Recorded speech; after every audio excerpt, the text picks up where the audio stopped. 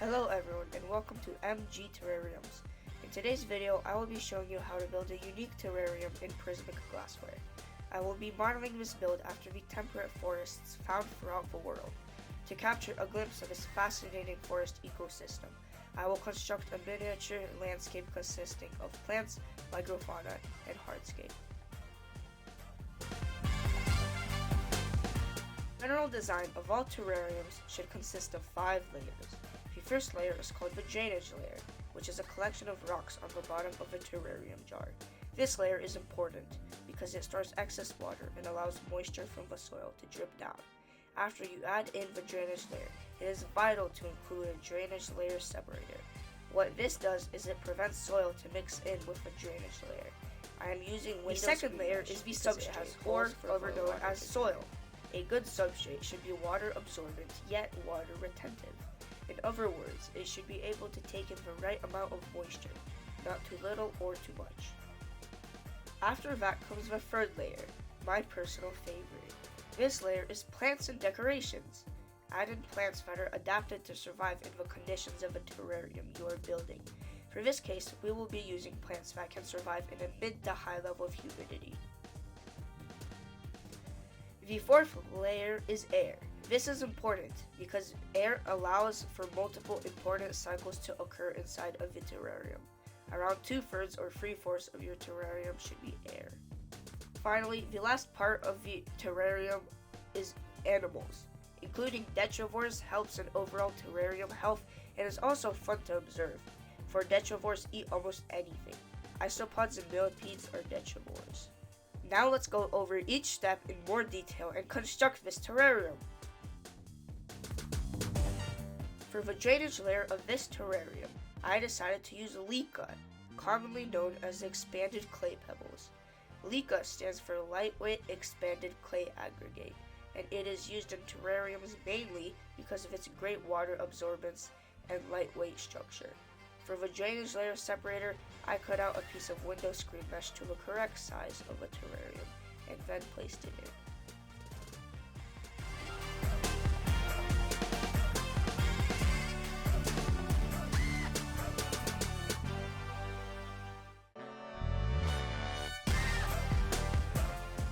To create a great substrate that has the qualities of good water retention but well draining at the same time, I mixed up sphagnum moss, cocoa coir, orchid bark, worm castings, and horticultural charcoal. I mixed up the materials in a bin thoroughly before putting it into the terrarium. This substrate has many great qualities because of the different materials. I am putting sphagnum moss into this bin of water. While it is expanding, let me talk about why I chose sphagnum moss. The sphagnum moss has abilities to contain lots of water and has many antibacterial and antifungal properties. Slabs of sphagnum moss expand best when they are put inside hot water.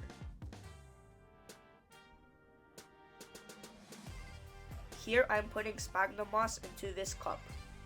Typically for my mix, I include 2 cups of sphagnum moss per batch. Be careful because the sphagnum moss is really wet, so I typically squeeze out the moss before applying it into the mix. Here I am gathering 1 cup of cocoa coir. I included cocoa coir because it retains plenty of air pockets, leaving room for plants to root and grow properly. Cocoa coir helps a lot when applied to the substrate mix. Cocoa coir also needs to be put in water just as sphagnum moss. So now I am gathering some orchid bark. I used orchid bark in this mix because it is excellent at aerating soil, resisting compaction, and providing slight drainage.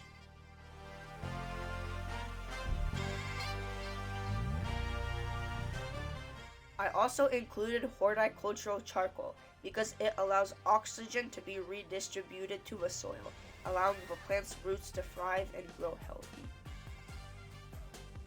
I included the same amount of horticultural charcoal as orchid bark.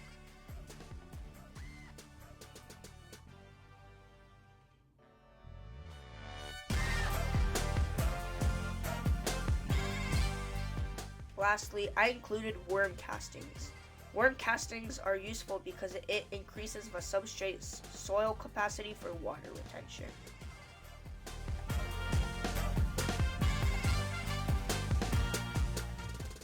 And so this is how the soil should look, the substrate should look, before you mix it all up.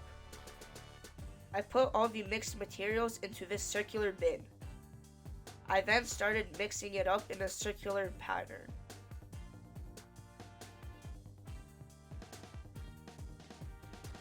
I mixed until it felt like it was one material, and this is about how it should look like. So now I took out my tank and I started putting in some substrate in.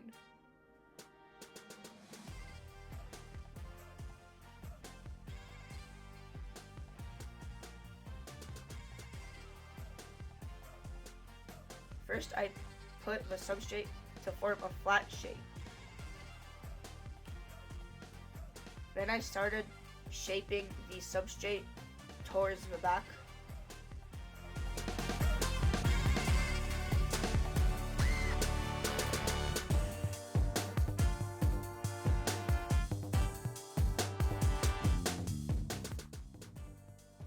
I grabbed another container filled with substrate. I have multiple containers filled with substrate because I build terrariums pretty often.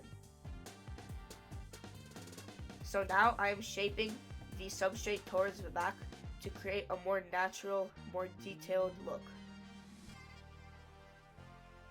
I am adding a feature, a sort of staircase. I will fill in the empty space of the branch to create a staircase, an elevated arch.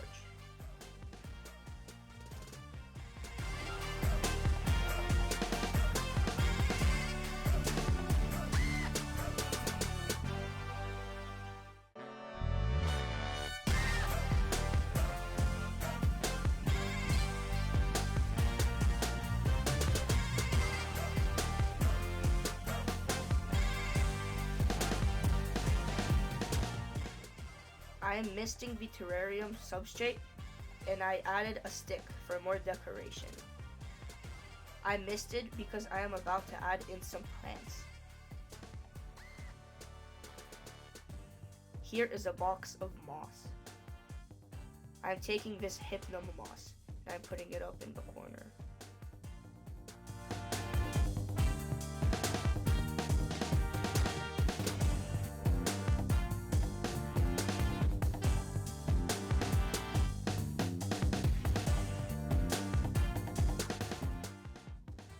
And so since I wanted to fit the style of a temperate forest, I used 3 different species of plants, consisting of 2 different mosses and 2 plants. I used a moss closely related to Leocobrium glaucum or cushion moss, the moss on the left. The second moss I used was Hypnum cupressiforme, or hypnum moss. I added a new level of texture, adding details that represent the few plants found in these forests. I used multiple clumps of ivy to add envelope of a temperate forest.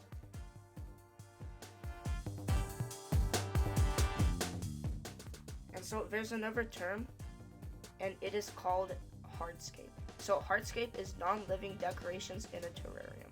I used dead leaves, rocks, and dead wood to suit the need of the temperate forests. All of this hardscape is vital for the animals to survive. Without it, there would be a lack of shelter and food, unleashing chaos in the terrarium. Dead leaves and wood will also act as a food source for the detritivores and the microfauna in my terrarium. I will be including isopods in this build because they are fascinating creatures who will aid in decomposition and terrarium health.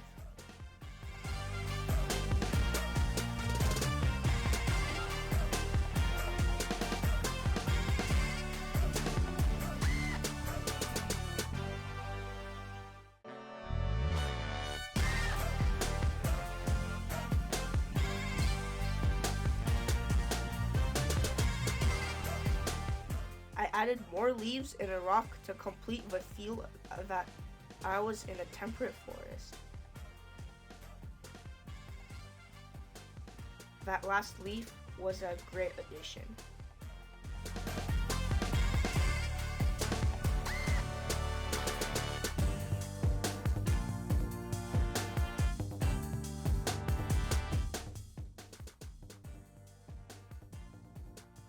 Here are free isopods. Animals are a fabulous addition to any terrarium. One of the most easy to care for are isopods. These crustaceans, yes, they are related to crustaceans. They are. The largest isopod was humongous, and he was found underwater. You can Google if you want. And so these crustaceans need rotting leaves, wood, shelter, and a source of calcium.